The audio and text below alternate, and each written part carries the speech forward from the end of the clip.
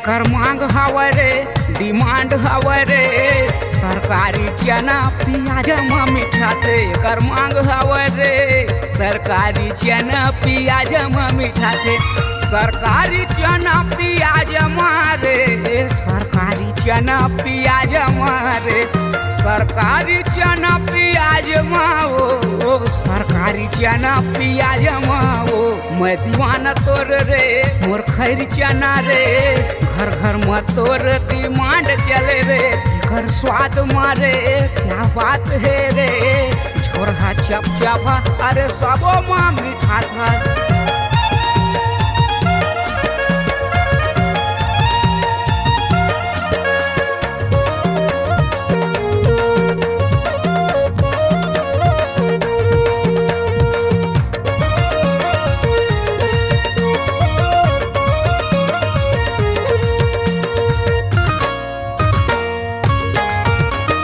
चना चरपटी है ऐसे ना दागे, हरी चना जबले सोसाइटी में बटागे। एला झोंकाए पर लाइन लगते भारी, बूढ़ा जवान हाथे मुटियारी।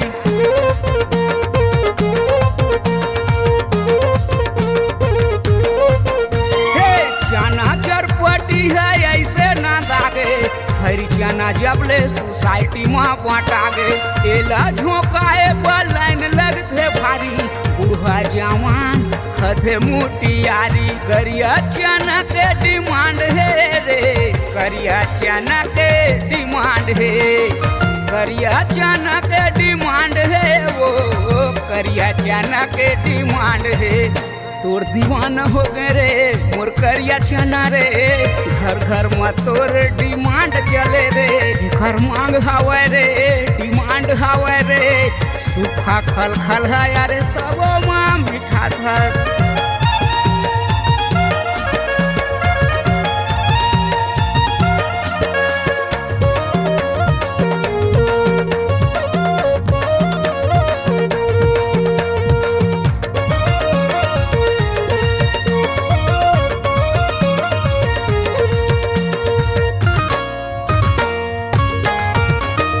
जरई वाला माँ जादू है भारी, नहीं आवे तीर माँ कछु बीमारी।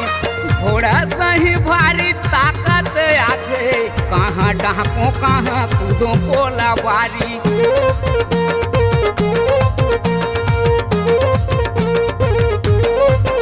अरे जरई वाला माँ जादू है भारी, नहीं आवे तीर माँ कछु बीमारी। घोड़ा सही भारी ताकत आखे, कहाँ डाको कहाँ कूदो पोला पारी। करिया चना के डिमांड है रे, खा खा के एहा लाले लाल हो गए। सरकारी चना पियाज मारे, सरकारी चना पियाज माँ। मैं दीवाना तोर रे मोर करिया चना रे, घर घर में तोरे तू राज चले रे। मैं दीवाना तोर रे मोर करिया चना रे, घर घर में तोरे डिमांड चले रे। सरकारी चना पियाज मारे, सरकारी चना पियाज माँ, सरकारी चना पियाज माँ ओ, सरकारी चना पियाज माँ।